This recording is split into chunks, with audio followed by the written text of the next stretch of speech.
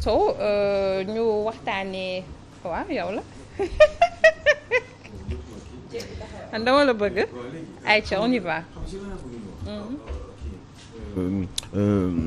Salma Ibrahima Fall yeewoo gu ma ni nga may gisee nii dama ne ca teel a ñëw ba la ci teel a ñëw ba la léegi waxal ma defal lépp ci 30 milliards lépp ci 30 milliards non je pense que tey dama amoon envie ñu wax ci ñaari mbir principalement ñoo nekk sama xel nii mooy Ousmane Sonko seen avenir Ousmane Sonko seen avenir politique bu ñu jógee ci loolu j'avais envie de parler de ce crétin de Éric Zemmour.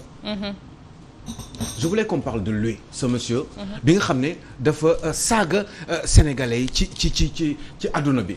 waaw nee na sénégalais yi ay jaaykatu drogue la ñu. tekkiwuñu dara que bés bu nekk président daf leen dàq France. sachant que Éric Zemmour est un juif donc algérien. boo xam ne ay waajuram ñoom ñoo ko indi France. C'est un pur produit de l'immigration. de l'immigration justement donc ci vague algériens yi je vais aller voir si c'est pas un harki parce que ça serait intéressant puisque les harkis ont des histoires harki benn xeet la boo xam ne ñoom ñoo presque pratiquement trahiroon justement ànd ak pratiquement le maréchal donc Pétain parce que ñoom ñoo bëggul woon dañuy bëggoon France ànd ak ñeneen ñi ànduñu woon en tout cas ak le général de Gaulle pendant la résistance donc yooyu yëpp faisant ça fait que ni effectivement il faut ma dem vérifier ko nag je ne dis pas que c'est ça mais je vais aller voir parce que dama am yu ma seetlu ci ay attitude am ce monsieur là et je me dis que ni comment tu l'avais traité hier le crétin ouais c'est un crétin c'est le mot c'est un crétin ce monsieur c'est un chroniqueur boo xam ne dégg nga moom dafa nekkoon intellectuel d'accord ok jàng école ça c'est facile jàng école am ay diplôme mais c'est vrai là où il a brillé c'est dans ses chroniques parce que tubaab yëpp dañ ko doon seetaan ci télévision yi muy def des chroniques yoo xam ne wax dëgg yàlla ak je sais plus comment il s'appelle Laurent comment il s'appelle je sais plus celui qui faisait l'émission là Laurent quelque chose xamatuma waa ji nu mu tudd donc bi mu ci chronique yooyu la commencé di liggéey Sénégal français yëpp xam ko xàmmee ko bëgg ko ci idées yi muy joxe mais au fur et à mesure du temps muy def ses chroniques muy dem verser vers la haine et l'antisémitisme bañ étranger yi bañ nitu ñuul yi Éric Zemmour mooy ki nga xam ne dafa nekk di wax ni même avant li sax doon ne ay moom mënatul imaginer ngay juddoo par exemple Alioune Sow tudd Alioune am doom France di tuddee doomam Ibrahima wala mu koy tuddee Mbaye Balaye amul droit tuddee ko loolu bu juddoo li mu ko war a tuddee moom mooy Jacques Martin ou Françoise yooyu la ñu leen war a tuddee wala Bernadette ou des choses de ce genre en tout cas nee na waruñu leen tuddee mu joxe exemple ci Michel Platini ne Michel Platini baayam Aldo la tuddoon Aldo Platini d'origine italienne mais xool leen kooku bi mu bëggee intégré wu à la France en France à la nationalité française boppam ni français la et bien li mu njëkk a def moom Michel Platini Aldo Platini moom mooy tuddee doomam Michel Platini Michel au lieu mu tuddee ko Michaelo wala yi demee noonu comme les Italiens daf ko tuddee Michel comme en France nee na tur yi dañ leen war a franciser kenn warul tudd kenn warul xalaat na mais c'est un monsieur qui est couvert de haine à mon avis boo ko xoolee avec sa grande gueule de merde là ce monsieur eh ben nga xool kanam gi xool mu mel ni comme iti ñaaw kooku dafa xees mais kooku vraiment xees bu bon la xees bu ñaaw la xees bu dégueulasse le game quand tu vois sa gueule sa bouche ses dents c'est un monsieur qui est hyper mal foutu. est-ce que doo ko wax ci français comme ça mu mën laa dégg. waaw c'est français laa koy wax nii wala. Il est mal foutu. Eh ben, Eric, il est mal foutu, hein. C'est une merde, quoi. Ce monsieur-là, qui ne vaut pas grand-chose, parce que allez voir, vous le savez très bien, monsieur Zemmour, xam nga l'histoire de la France. C'est Alioune Sow qui vous parle. Je suis français, hein, en même temps que je suis sénégalais, monsieur Zemmour. Et quand j'ai entendu ces propos-là, j'étais dégoûté par rapport à vos propos, sachant que vous êtes, mais vous avez bien compris, hein, vous avez fait l'école, jàng nga école. Xam nga ni la France, si la France tient, France bu taxawee, monsieur Zemmour, si la France tient, c'est à cause des pays africains. Votre pays, la France, notre pays, la France. Mais qu'est-ce que vous vous rendez compte de votre comportement? dëkk boobu ngay wax noonu yow nga ne ñëpp dañu war a changer seen tour waruñu tudd Ibrahima waruñu tudd Fatou wala waruñu tudd Soxna eh ben parce que yow da nga xalaat ni ay Georges wala ak ay Georgette la ñu war a tudd. wala Eric comme vous. Eh ben dëkk boobu la France eh ben bi muy am bu continuer di nekk tey jii nii ba léegi au Conseil de sécurité membre permanent du Conseil de sécurité des Nations Unies c'est parce que dafa am ay africains pays francophones d'Afrique yoo xam ne dañu bootu ci ginnaawam sinon la France n'aurait jamais été justement membre permanent du Conseil de sécurité des Nations Unies. Monsieur Zemmour, je vous répète, je vous le dis en français. yow la France n'est membre permanent du Conseil de sécurité des Nations Unies juste que parce que la France à des colonies africaines qu'il continue jusqu'à maintenant à gérer. C'est pour ça que la France est membre permanent du Conseil parce que il y a 5 membres permanents du Conseil de sécurité ñi nga xam ne ci àdduna bi lu fi xew ñoom ñooy décider. maanaam coow gi bu baree lan la ñu war a def dañu war a attaquer Ukraine dañu war a attaquer Irak comme ni ñu ko defee dañu war a attaquer Libye. wala yu demee noonu wala dañu éventuellement war a attaquer Israël. N'est-ce pas monsieur Zemmour parce que il me semble que vous êtes juif ah. yooyu yow doo ci wax mukk 1967 lan moo xewoon Israël Conseil de sécurité des Nations Unies lan la waxoon je sais plus numéro article bi. lan la waxoon pour Israël génn bande les territoires occupés. Qu'est-ce qui s'était passé monsieur Zemmour qu'est-ce que vous avez fait vous en avez parlé vous. wax nga ci yow nga ne Israël les Palestiniens sont occupés depuis 1967 te li ñu leen daggaloon les Nations Unies daggaloon ne fii la ñu war a dëkk ba léegi Israël mi ngi leen di attaquer est-ce que vous en parlez. Vous êtes français. Et la Libye c'est la France qui a exposé la Libye avec monsieur Sarkozy France moom moo jaxase Libye ak Sarkozy yow ana nga yow moment boobu yow monsieur Zemmour vous étiez où cher monsieur. Et le Sénégal, vous avez pensé aux tirailleurs sénégalais qui ne sont pas que sénégalais, qui sont aussi centrafricains, qui sont béninois, qui sont ivoiriens, entre autres, Afrique subsaharienne. Est-ce que vous étiez là? Vous en avez parlé? Ces gens-là, ils ont eu des enfants et des petits-enfants dans ce pays-là, qu'est la France. Et lan nga ci jot a wax yow nga ne yow. nit la koo xam ne tekkiwul dara amul programme mais ce monsieur-là amul mu wax. moo tax mu wax kàddu yu rëy yi jëmale ko ci Sénégalais yi mais Macky Sall aussi est-ce que warul am nu mu mën a réagir def tweet wala wax pour ñaawlu kàddu yi nga xamante ni tey teg nañ ko ci waa askanam. Au moins au travers de son ambassadeur. Qui a réagi mais pas forcément. J'ai beaucoup aimé le communiqué de Pastef. li ñu wax réaction bi dafa mool torop dafa tuuti parce que waa ji nee na moom bu nekkee président de la République dina dàq sénégalais yi parce que ay jaaykatu drogue la ñu mais dama nga xool ci archive judiciaire yu tubaab yi mais tubaab yi ñoo ëpp lu ñuy jaay drogue en général sax ñoom ñooy tête de pont yi xale yi utiliser mooy doomu immigré yi nga xam ne yenn saa yi ils peuvent être de n'importe quelle nationalité même algérienne le pays de votre origine enfin votre origine le pays par lequel vous êtes originaire ah eh ben ñooñu noonu dañ leen utiliser parce que ils sont en général dans les banlieues xale yi nekk dans des situations difficiles ñu leen di jaayloo drogue bi ñan ñoo leen koy jaayloo en général et ce ne sont pas que des Sénégalais il y a des Français il y a des Haïtiens il y a des Guadeloupéens il y a des Sénégalais il y a des Ivoiriens il y a tout ce que vous voulez il y a même des Ukrainiens si vous voulez parce que la France constitution ou France la constitution pas la constitution architecture sur le plan kii mais France ni mu bindoo dans sa constitution ni mu tënkoo la France la moitié de la France dafa am nu mu dundee sinon la France n'aurait pas fait 10 millions de personnes il y a 200 ans la France ne faisait pas 20 millions d'habitants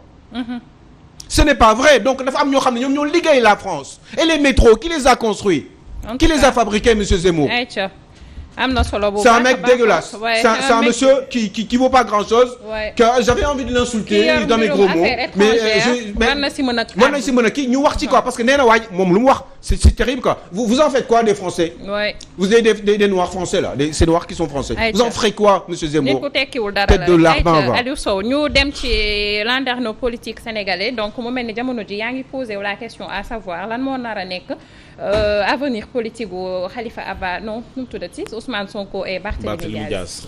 C'est vrai après avoir vidé entre guillemets les cas ñaari cas yi nga xam ne moom moo fi nekkoon muy Karim et Khalifa.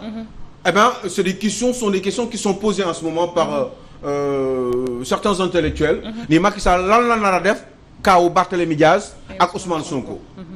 sachant que ñoom dañu am quelques bisbilles avec la justice est-ce que li mu defoon dina ko defaat profiter de la situation exploiter cette opportunité pour les finir entre guillemets définitivement politiquement est-ce que Macky Sall ñeme na def loolu. Et j'avais envie d'échanger avec vous parce que man mon avis ne suffit pas dans ce cas-là pour man Macky Sall ñemewul def loolu. Par contre il faut que yoon def liggéeyam mais yoon def liggéeyam du yoon def liggéeyam avec une instrumentalisation de cette justice là bi nga xam ne Mimi Touré nee na justice boobu kenn mënu koo manipuler moi je pense le contraire. moi je pense que oui boo xoolee dëkk bi nu mu tënkoo ci wàllum yoon. da ngay comprendre tout de suite que ni loolu moo mën a nekk.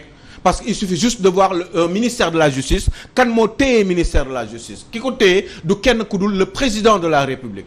moom moo ko téye te moom ki mu koy jox mooy contrôler le ministère de la justice te moom mooy organiser doxalin bi. le ministre et son parquet ñoom ñooy woo ku leen neex ñoom ñooy contrôler mbir mi donc forcément bi ñu bëggee kaawu Khalifa Sall mu gaaw ci at. la ñu lijjanti lépp pour waa ji bañ a nekk candidat tooñ nag tooñul sama yoon nekku ci am naa ci avis waaye bi ñu bëggee Khalifa Sall bañ a nekk candidat. tafe nañ ko dans l'immédiateté dans un délai extrêmement court ci at pratiquement la ñu lijjanti lépp ba waa ji pratiquement ñu finir ko politiquement kon bu ñu mënee justice kenn mënu ko manipuler. moi je dis que ce n'est pas vrai ki lay fal ak ki lay nommer ak ki lay jox yenn situation yenn position yi balaa mu la ko jox day xam ndax yow lan nga capable de faire pour lui d'abord. Vous n'êtes pas obligé d'en parler directement. Il suffit juste de voir rek différence bi entre Khoudoss ak Mbaye Balaye kan moo ci gën pour man kan moo ma arrangé par rapport ak man li ma bëgg ci doxalinu réew mi man président de la République te loolu moo fi war a jeex. il faut que am na ay juges yoo xam aux États-Unis am na ay juges yoo xam ne bu ñu leen nommé kenn mënatu leen folli ba ñuy dee. aux États-Unis dafa am 5 ou 7 juges yoo xam ne ñoom ñoo yor. est-ce que du 9 juges. ah du 9 je sais plus. système des. Je crois que bon je sais pas mën nañu ko yokk parce que comme la population américaine tourne autour de aujourd'hui presque 400 millions donc gars yi bi ñuy c'est que ñun bi ñuy jàng yooyu boobu peut-être qu'il y a 20 ans Amérique yokk na fi ci diggante bi de 50 millions de population peut-être mën nañu ko yokk aussi mais entre 5 7 ou 9 juges ñoo xam ne ku leen fal kenn mënatu leen folli képp ku fi ñëw boo xasee ba fal c'est fini beneen président bu ñëwee doo ko fal fi nga koy bàyyi. parce que c'est à vie c'est des juges dee rek mooy tax dootuñu nekkati juge. waaye ñooñu ñu bari mun nañ ko poser comme ay actes yoo xam ne mun na contraire aux intérêts directs du chef de l'État. mais loolu amu fi je ne demande pas la république des juges parce que kenn falu leen waaye je demande à ce que ñu organiser architecture judiciaire bi au Sénégal ba nga xam ne juge bi day am liberté. parce que imaginez juge yu bërki démb bi ñu liggéeyloo woon ci ay mbir du ma dugg ci détails yi mu bañ ñu sànni ko Matam xaw ma Podor côté yooyu. juge boobu mi ngi doog a gagné 2 ans après waaye bi ñu koy sànni c'était pas décision boobu ñu ko sànni d'affectation boobu décision boobu elle n'est pas suspensive mënul suspendre waa ji li mu porter plainte. comme porter plainte lañu ko tuddee wala déet. léegi comme loolu mënul nekk léegi waa ji en attendant que ñuy juger affaire am waa ji dem na toog na ñaari at pratiquement ca Matam ca dëkk boobu nga xam ne dañ ko fa yóbbu pour punir ko nan la mujjee gagné na léegi waaye ba tey léegi ça fait ñaari at toog na foofu c'est fini c'est trop tard. donc moi je pense que ni il faut que ñu xoolaat réew mi ni muy fonctionner parce que ça craint pour ces 2 personnes là. parce que ak nu moo mënti demee am na foo xam ne am na ñoo xam ne bu ñu leen Ousmane Sonko ak Barthélémy Dias bu ñu leen tëjee yenn tëj yi yenn peine yi bu ñu leen ko tegee. dootuñu mën a ci bokk. ça serait fini juste parce que dañu def erreur dans leur vie en général nit profitoo ci nit. téye nguur profitoo ci pour nasaxal leen politiquement définitivement et loolu il faut que les Sénégalais xam ni loolu mën na nekk. et c'est le cas. Et ça serait aussi dégueulasse que le comportement de Éric Zemmour. parce que on est en démocratie. te ku nekk am nga droit Macky Sall il est d'origine dëkk bu d'origine sociale très très moyenne. yàlla dimbali na ko muy grimper avec l'école de la République avancer ba toll fi mu toll ba nekk président de la République ñëpp bëggoon nañ ko te nekkuñu ko. d'abord yàlla moom mooy fal. ensuite am na ñoo xam ne kenn du leen nasaxal parce que bu ci yàlla Ablaye Wade mosul woon xalaat ni Macky Sall dina war a nekk président de la République. xalaat na ni xëy na Idrissa Seck mën na ko trahir. wala mën na ko pousse parce que gars yi nga ko doon wax ci suuf. bi mu daan jéem a écarter ay ñoom Ousmane Ngom ak yi demee noonu pour leeral place am. doon na ko njort waaye mosul woon xalaat Macky Sall parce que yàlla defu ko ci xelam ba bi muy nekkee président assemblée nationale. et jour bi muy nekk président assemblée nationale nag ñu commencé di gis ni waa ji yoon bi set na trop expérience bi baax na trop fi mu jaar finalement nan la ñu mujjee. tam ko dëmm biir assemblée nationale fexe ba dàq ko toroxal ko boobu waa ji nee na moom kii moom président de la république kii waru koo nekk parce que moom mooy décider sur le destin des gens. yàlla na déedéet monsieur Abdoulaye Wade baax nga torop liggéey nga torop jàmbaar nga torop am nga expérience torop waaye déedéet ok dàq ko waaye man ci dàq boobu laa koy defee président de la république. kon nañu tey. te loolu war na servir l'actuel président de la république pour mu xam ne yàlla ku mu tudd ne doon nekk président doo ko nekk waaye ku mu tudd ne di nga ko nekk àla kuli àll di nga ko nekk. kon ñu def extrêmement attention ñii dañu liggéeyal seen réew dañu am envie liggéeyal seen réew. autant que vous monsieur le président de la république muy Ousmane Sonko muy Barthélémy Dias muy keneen bàyyil mbir yi jaar yoon normalement fexeel sax xeexal pour justice di doxal yoon. ci ay actes yooyu posé. bu fekkee ni gis nga justice sax jalgati te waxuloo leen ko interveniral yow ci loolu pour wane ni yow mi yii d'accord loo ci. loolu du c'est pas parce que da nga ciy mêlewu da ngay mêlewu à la justice avec le système de la séparation des pouvoirs non c'est parce que vous êtes président de la République et vous êtes garant de la Constitution. Et des institutions en général donc forcément yu mel noonu dafa war a tax mun yu da nga war a di poser ay actes des fois pour même bu fekkee ni dafa bëgg a def dara sax pour neexal la yow. neel ñett man d'accorduma ci parce que man république laa gëm mais la république des valeurs. mais est-ce que loolu pour mu yomb est-ce que duñu def séparation des pouvoirs d'abord. mais xam nga normalement théoriquement on est dans un régime de séparation des pouvoirs. Normalement mais en même temps aussi on n'est pas dans un régime véritablement de séparation rigide des pouvoirs. Parce que c'est différent mun nga ne séparation nii rek mais tant que c'est pas rigide.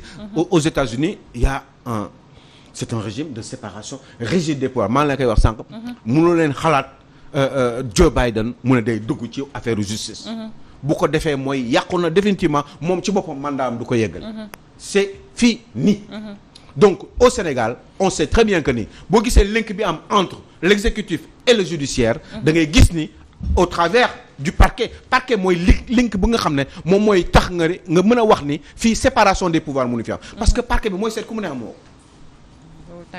parquet mooy organiser le parquet le patron du parquet c'est le ministre de la justice. waaye le ministre de la justice kan mooy patron. le président. waaw léegi kon loolu nan la mën a am une séparation rigide des pouvoirs théoriquement vous pouvez le dire mais la séparation elle n'est pas rigide et à ce niveau-là il faut que constitutionnaliste yi wala ak président avec leur volonté ñu xool nan la ñu war a mën a def pour affaire bi leer mais affaire bi leer na encore une fois taxul ñu ne aussi quand la justice existe la justice elle fait ce qu'elle veut. rapidement Khoudos vous voulez intervenir dama xaw a bari wax. non juste par rapport ak avenir kii Barthélémy Dias ak Ousmane Sonko je pense que depuis ñu génn ci 2019 bi. Le président Macky Sall dafa poser ay actes yoo xam ne dafay dépendre ci ambition parce que avant affaire Ousmane Sonko bi di déclenché il s'est rassuré que opposition bi kenn nekkatu fa ku dul Ousmane Sonko parce que Idrissa Seck déjà am na ko te boo jëlee élection locale yi itam investiture yi mu def xam na ni ki mu tànn pour Dakar il peut pas gagner Dakar il y avait quelqu'un qui avait gagné 2017 2019 bu ko defoon day nekk à la ville de Dakar te ragal na xëy na mu nekk son peut-être rival boo xam ne 2024 xam naa dinañu il est tu as raison et il est en réalité ça veut dire que le président est sur plusieurs fronts front interne et front externe léegi xeex boobu nag dina metti parce que affaire de ngare la bu metti lay doon te day mel ni rek kii boobu nag bi kii di gaynde di song ci àll bi day gestu di tourner di wequ fii di wequ gauche di mbëkk di def fi kenn xamul donc après finalement gars yi dañ koy mujjee laal lenn tuuti liggéey nga bu baax de c'est vrai waaw t'as bien travaillé di jaajëfal Henriette la sista Nene waaw garaaw après naa ko yónnee liggéey na bu baax da nga koy jox tàngal ma ci wala nga jox gâteau ayca di jaajëfal maman Khady Seck Fatima sa maman Fatima Samoura ak Gisèle Goudiaby Assane Gueye depuis la France Kéwi Diallo aussi ñu ngi koy béggee bu baax a baax ayca abaar di moot ayca Fatima Taw aussi Fatima Keita ak Kër Massar mu ngi noonu ayca fii les téléspectateurs mu mel ni dañoo war a xool ñi nga xamante ne ñoo di sponsor yi parce que waxtu wi bu jotee faaw rek ñu yëri leen xool baax yi nga xamante xamante ne dañ koy tegtal téléspectateurs yi après revenir pour la seconde